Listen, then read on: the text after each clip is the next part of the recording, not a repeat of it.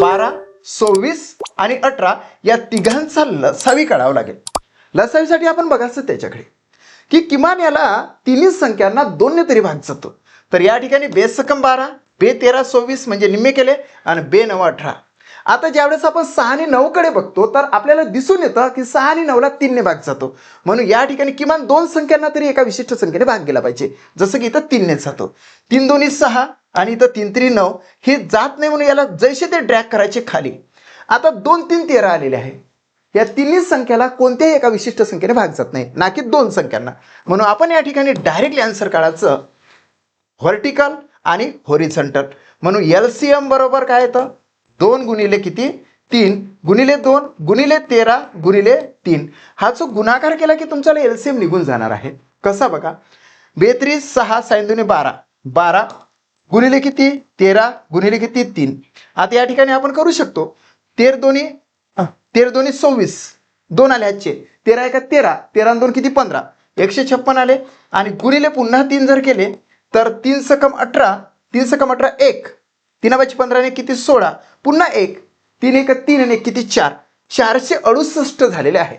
468 काय आले तर एलसीएम आली. मग आपण काय करणार स्टेप बाय स्टेप पुढे जाणार. आता 1 नंबरवर आपण गेलो 468 गुणिले 1 आहे का नाही 468 वजा ते 2 करावं लागेल. म्हणजे या ठिकाणी 466 काय आल्या गोड्या 466 गोड्या आहे का त्या ठिकाणी 466 नाही. मग आपण पुढे जाणार 2 नंबर मध्ये 468 गुणिले 2 मग बेआटी किती बेआटी सोडा 1 बेसकम 12 ने किती 13 1 बेचूक 8 आणि किती 9 936 आहे बघा.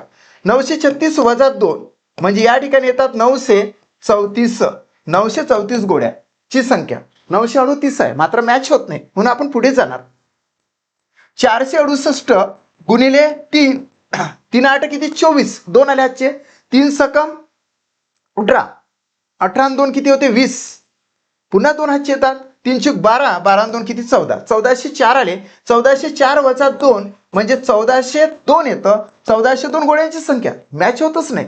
चौथ्याच्या ठिकाणी आपण जर गेलो तर 468 गुणिले 4 आता 4 8 32 3 आले आजचे 4 सकम 24 24 आणि 3 किती होता 27 2 हातचे 4 चूक 16 आणि 2 किती 18 4 चूक 16 आणि 2 18 1872 वजा 2 म्हणजे या ठिकाणी येतं 1870 1870 गोळ्यांची संख्या आहे का त्या ठिकाणी आहे. 1870 बरोबर मॅच होते म्हणून second option is the right answer of this question.